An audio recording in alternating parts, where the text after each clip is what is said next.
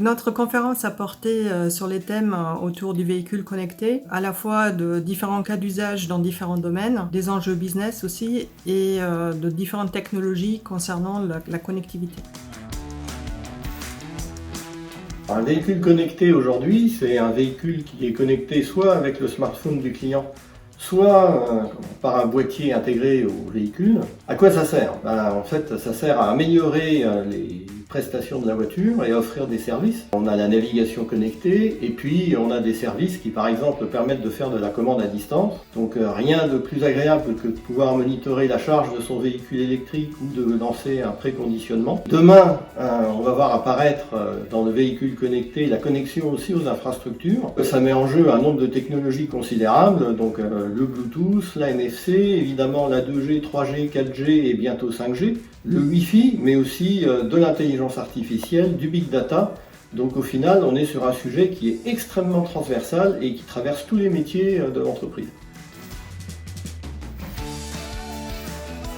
Il y a plusieurs écosystèmes avec des acteurs qui peuvent avoir des visions et des intérêts divergents. Au-delà de l'enjeu économique, il y a aussi l'enjeu technologique, notamment dans le cadre des systèmes de transport intelligents et coopératifs. Aujourd'hui, différents constructeurs supportent différentes technologies, donc notamment des technologies cellulaires versus des technologies basées sur le Wi-Fi, ce qui fait que les systèmes ne seront pas interopérables si on n'arrive pas à se mettre d'accord sur une seule technologie de communication entre les véhicules et les infrastructures.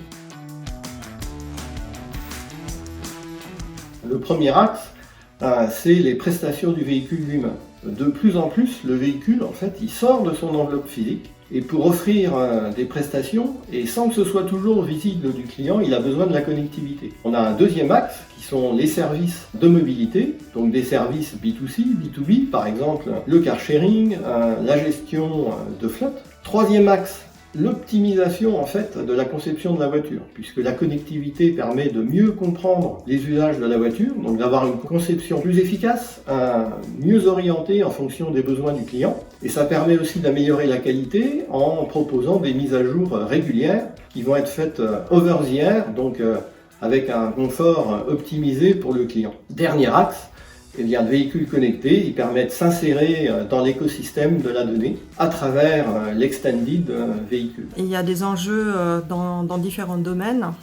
Donc le premier domaine, c'est over-the-air update, donc la mise à jour des véhicules en passant par des liens donc, sans fil, ce qui permettra de mettre à jour les véhicules dans le temps et aussi d'y rajouter de nouvelles fonctionnalités. L'autre enjeu, c'est effectivement les systèmes de transport intelligents et coopératifs pour aider les fonctionnalités ADAS dans le court terme, notamment avec des technologies comme l'ITS G5, et à plus long terme de rendre les véhicules vraiment coopératifs, et ce qui sera facilité notamment par la technologie de la 5G. Et ensuite, un domaine assez large aussi, c'est tout ce qui est services connectés, où on a la partie off-board, donc le cloud, qui nous offre l'opportunité d'utiliser entre autres l'intelligence artificielle et donc de rendre ces services plus attrayants, comme c'est le cas notamment sur des assistants